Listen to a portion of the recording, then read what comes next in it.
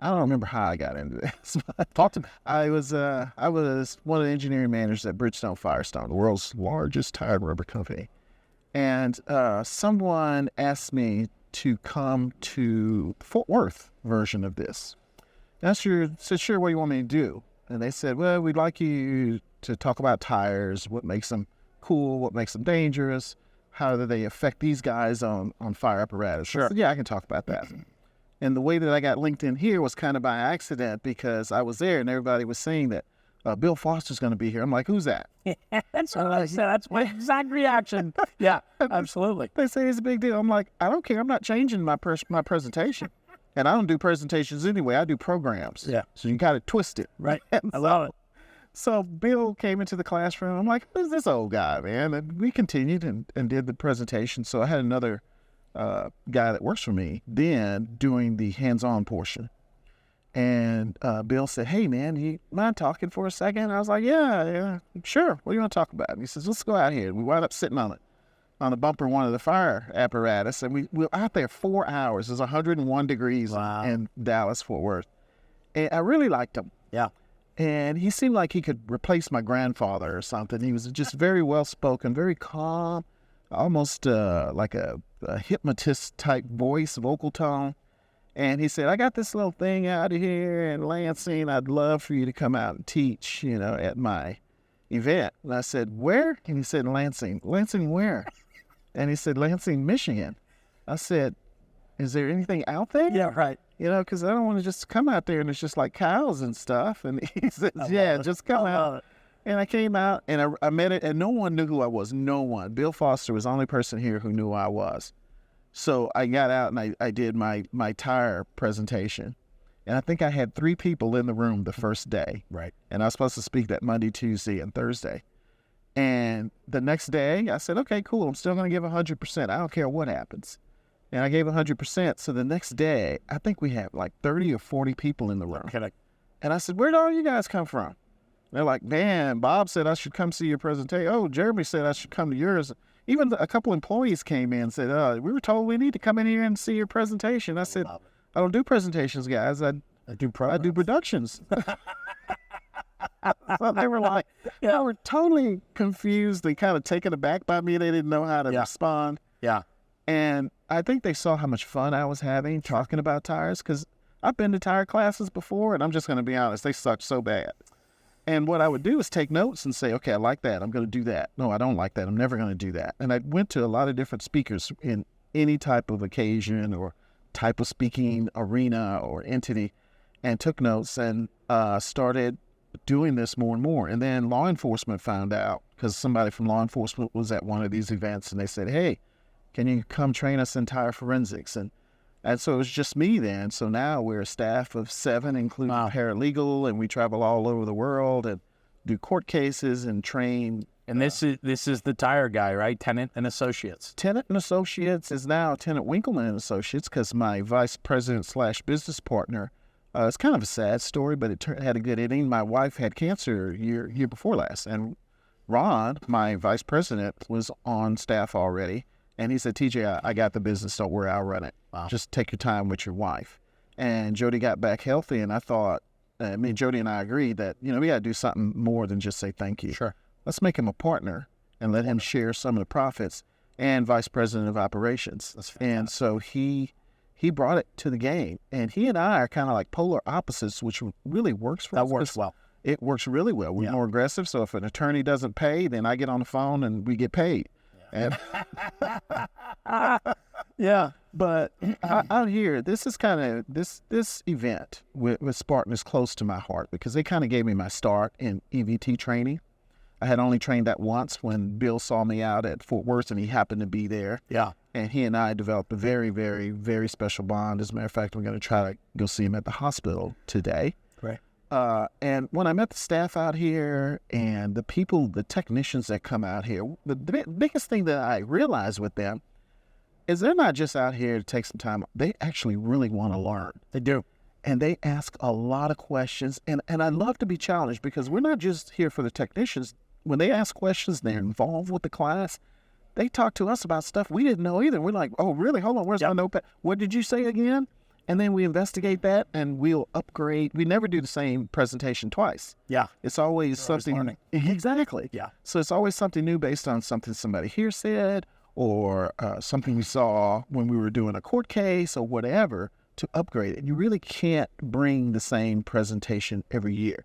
Otherwise, nobody's going to come see you. You want to bring something interesting and fun. And if you're not excited, is freaking crap about what you're doing. I want to ask you about that, right? So before, I had the honor to just hang out and watch you teach a little bit. Mm-hmm. You have this infectious quality about you in such a great, positive way. Your teaching style just brings people in. Where does that come from? You're excitable. You're excited. You like what you do. You obviously love what you do. You have a passion for it. And you like to teach and share. Where does that come from? There was a time in my life I call the dark periods that no one would have wanted to see me talk, teach, or anything else for that matter. And just through my family, my wife, my son, my mother, all giving me this zest for life. Yeah. I tease people and say the last time I had a bad day was back in '63. And they say, what day was that? Well, it was the day I was born. Wow.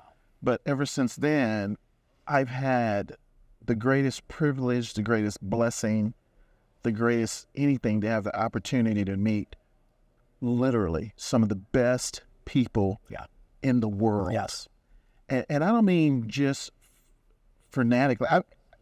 They are legitimately interested in you as a person, not just in you as an instructor. And me thinking, I had a court case once, and I was on the stand, and they said, you quit your old job so you can make a bunch of money. And I said, I can teach anybody how to make money. That's nothing. I do this and do this job now because I was bred by God to do it. And the guy was like, can we take a break? You said that on the stand? I said that on the stand. Even the judge went like, wow, what do you say to come back again? Yeah. And of course we won that case, but every day, every single day you wake up. I mean, I don't drink coffee. I don't do drugs. I don't really drink. I don't do anything weird. And when I get up at 3:00 every morning, I'm up. I'm at 100% when I get up because I'm like, come on, man, I got another day. Really? I love that. I got another day and the sun's going down for me. It's not coming up for me. I just made 60 years old last weekend and I'm living the absolute best life that I could have ever, better than I could have imagined if I imagined it. I drive a Ferrari. I mean, I drive a Mercedes. I drive all this cool stuff. And with that stuff, those are tools in life to make other people's lives better, not mine. So if I'm in that car and I see you with your kid at the gas station, I'll just come to you. You don't have to come to me. Hey, man, want to let your son sit in the car? And, of course, the kid's like, yeah. And the dad's like, well, who are you? I love that. So all of my life, I have a phrase, and that phrase is people should be better off by having met me than if they had never met me. Everyone that I meet. And to share some of the knowledge, the wisdom, the opportunities that I've had on this earth. With my wife getting over cancer and being poor, one time almost homeless, and having a second chance to come back and do what I do today. It is beyond my comprehension. Sure. To do that. Yeah. Even meet people like you guys, and you guys are like watching my presentation, and I'm like, I don't know who they are, but they're wanting to learn, so I'm going to teach them too. Yeah, absolutely. It's important to enjoy those opportunities. I agree. And just enjoy life to its absolute. Grab it by the throat and bring it with you. Well, let me tell you this. Meeting you today, I'm better for it. I'll tell you something else. I seeked you out today because I had multiple people on our social media channels tell me I need to meet you. That means you've made a difference in their lives. There are people in this conference center that told me you need to sit down with TJ because you've impressed them. You've made a difference in their life. My man, you are doing exactly the mission you just talked about. And you're doing it every single day through that smile and your laughter, your knowledge and experience. And that's what life is about. You are leaving it better than you found it every day, brother. It's awesome. Absolutely awesome.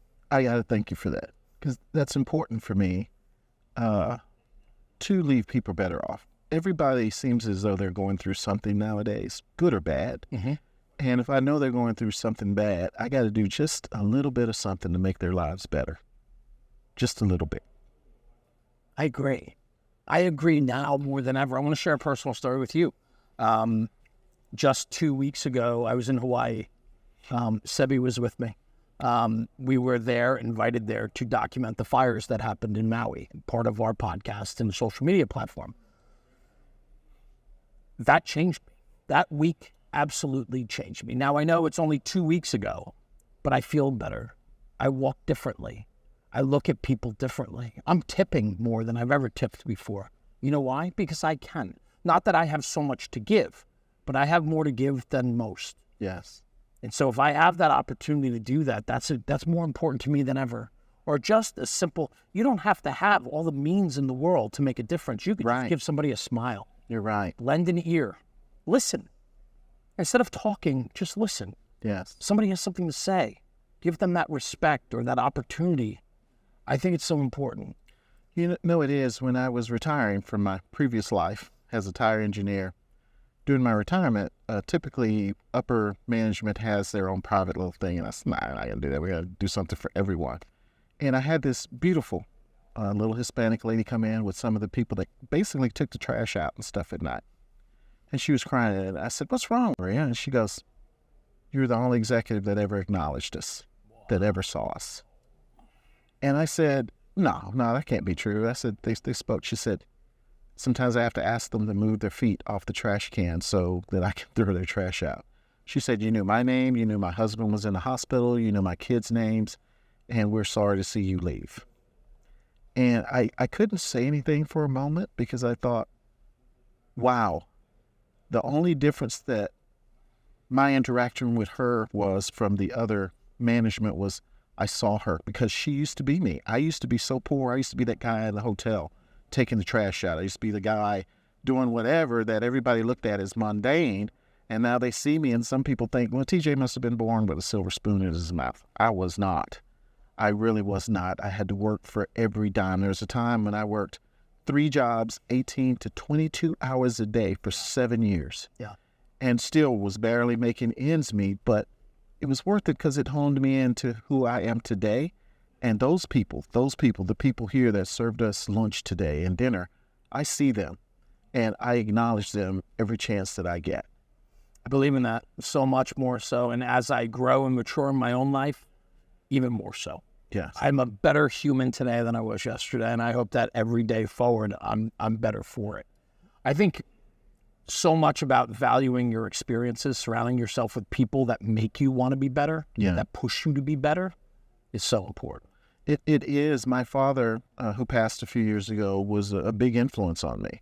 I remember not having a lot of money growing up, but I had some great times hunting, fishing, and stuff like that. And I still don't have a chance to do it as much as I'd like, but I still do it when I can. But having that father and that mother there in the house with me was an opportunity that very few young people get today, it seems to me. Mm-hmm.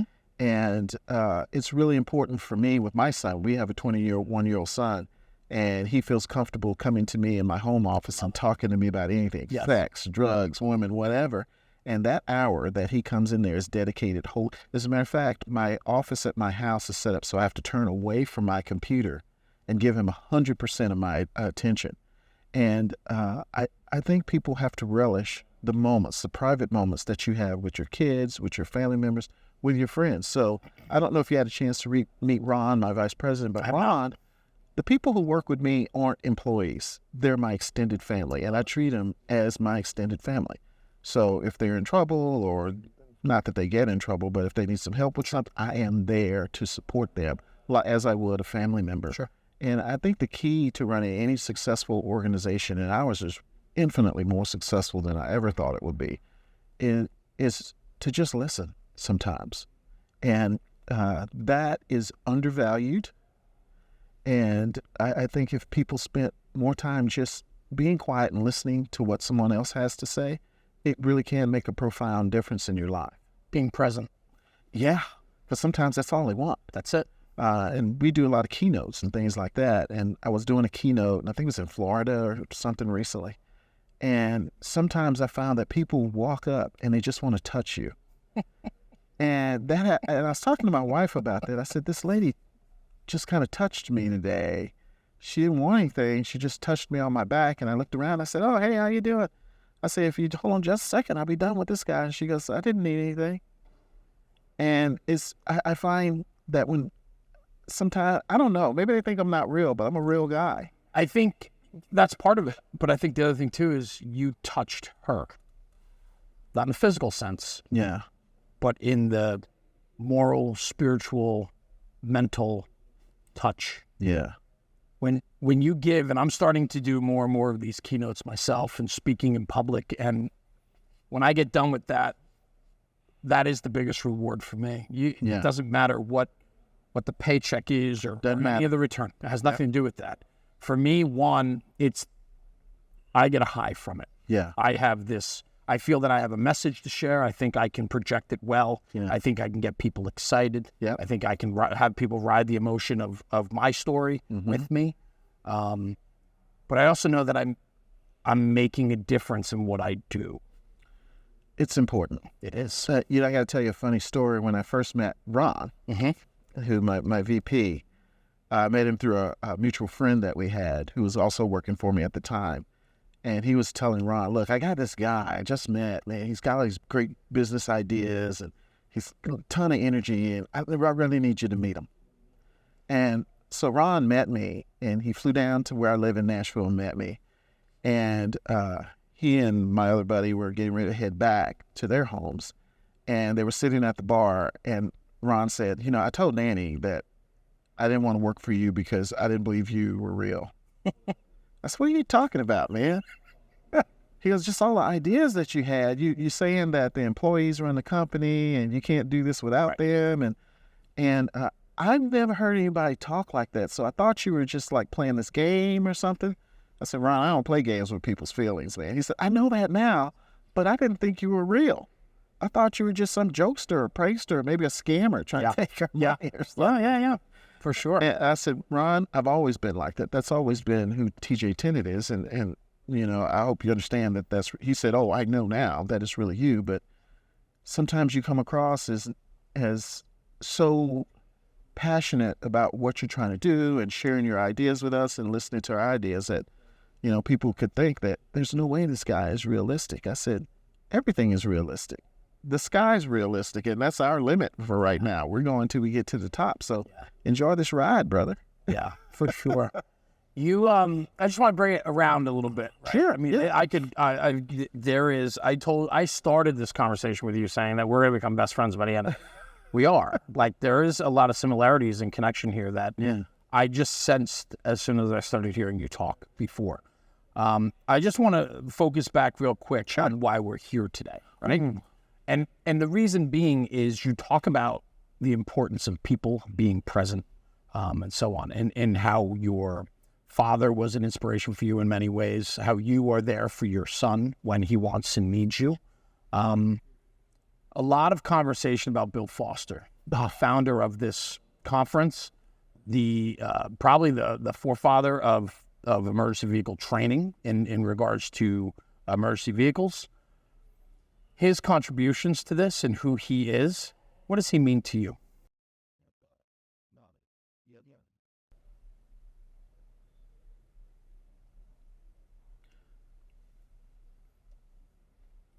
Difficult question. Yeah. I've been knowing Bill now for 8 years. And he's kind of like my stand-in grandfather, to be honest with you. You had said that, and that's why I wanted to come back to it. He cares so much about these technicians, the people involved in the fire industry, the instructors. Yeah. And he's got a personal involvement that I don't think I've ever shared with anyone in an organization like this. Because we teach law enforcement, we teach EVT technicians. And I think I had been here for maybe 3 years, and Bill said to me, and I'm going to do it in his voice because it's funnier that way. TJ, you're going to have to come here and teach till you get tired of teaching. And I said, Bill, thank you. I don't know if I deserve that much graciousness, but thank you. He goes, "You're that good. I'm going to have you come back again." And last year I was here, and everybody else rode to the manufacturing facility. Bill picked me up in his truck, and we went to his house, and I met his wife. She got in the truck, and I got to talk to his wife a bit. And his level of caring about firefighters, emergency vehicle technicians, the manufacturers who manufacture the equipment, even his influence on those manufacturers is unsurpassed by anyone I've ever met in my life. And we don't charge to come here and do this. We do this for free as a legacy to Bill Foster. Because he was so influential to me in saying, hey, I need you to come in and help these people get better. And that was just so cool that he would think that I had that much of an influence over people when it comes to tires and maintenance and safety, that I thought, this guy is just beyond my comfort. I hope and pray that when I get to be his age, I'm as significant in some way, in some genre, as he is. And his level of respect, no matter where we are, we could be in California, we could be in New Jersey, working with emergency vehicle technicians or in a legal system or whatever, his name comes up. And I've never heard his name come up in vain. They always express his level of personal and private interest in this particular genre. And it just makes me feel good to be associated with someone like that. He always saves a seat for me. He always has a reserved table. It's TJ, come on, sit at my table. I love it. I love it. And he always made me feel, no matter where you get in life, sometimes you feel like maybe lonely sometimes, or like, maybe I'm not deserving of what I'm getting.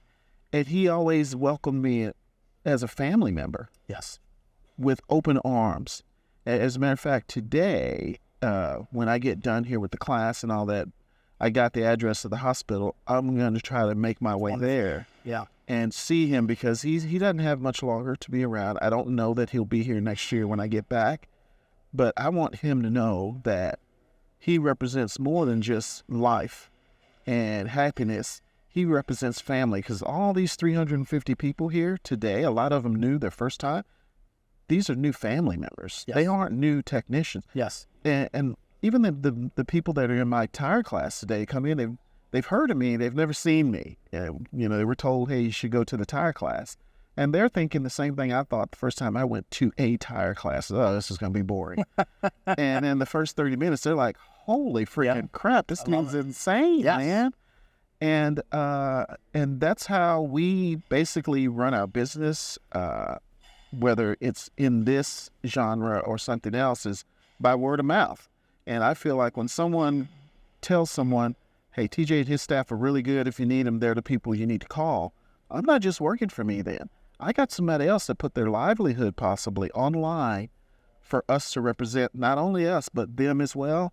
That's the biggest compliment I could ever get. And that's Bill Foster to me, because Bill Foster has told everyone that I've ever seen him meet, hey, have you been to TJ's class? I love that. Just a great guy. And like I said, he's beyond just the physical realm. This guy is here in spirit. He's still here. He's still alive. For sure, you feel it. He's here in spirit with his arms around everybody in here, making them feel like not only are you somebody, but you're wanted. And not only that, you're appreciated, and thanks for what you do for the emergency fire technicians industry. I haven't met him. I've heard so much about him the last 2 days, and we're here for another day. So I'm sure the stories will keep coming as I interview and talk with more people. I hope that I have the ability to meet him, to shake his hand. I know that he's an innovator. He's somebody that has pushed the fire service forward. And making our job better and safer. And as a firefighter, I'm super appreciative of that for sure. Any last words, anything that I've missed or didn't think about with the fire truck training conference and your participation? Or I love it.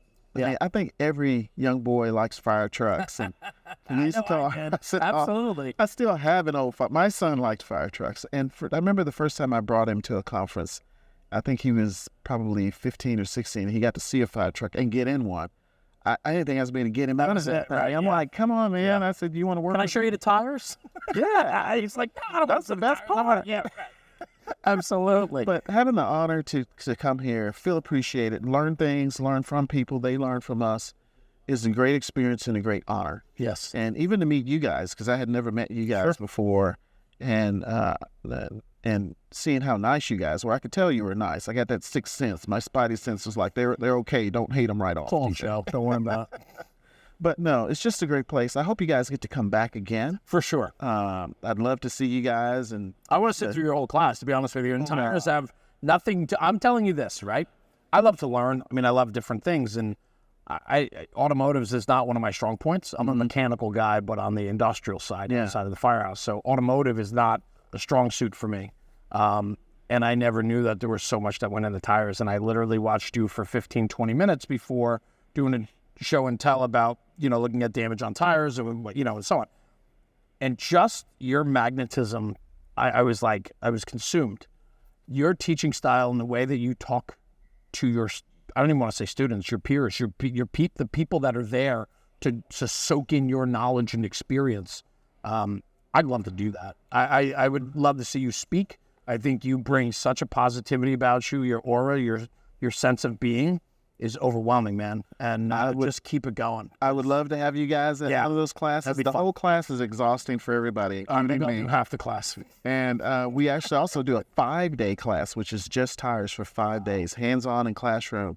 And we normally teach law enforcement, and every single person who's ever seen us or taken an opportunity to sit in one of our classes come out saying, I had no idea. Yeah. I had no idea. And it's just an honor to be here. I think the message, too, I mean, I look at it this way. I mean, we need so many different people from all different walks, right? In different avenues and lanes. And, a tire guy, a guy that invents Tic Tacs, like whatever it is, right? Yeah. They all have a story. It's how they tell that story, right? You have such an incredible passion for what you do, and to share your knowledge along the way. We're all better for it. So if it's tires, it's tires. It's tires, baby. They taste like chicken. I love it. Thank you, Joe. An absolute pleasure to sit down with you today. Thank you for giving me a few minutes of your busy time. But this was a great conversation. I know it's not going to be the last between us. I enjoyed it.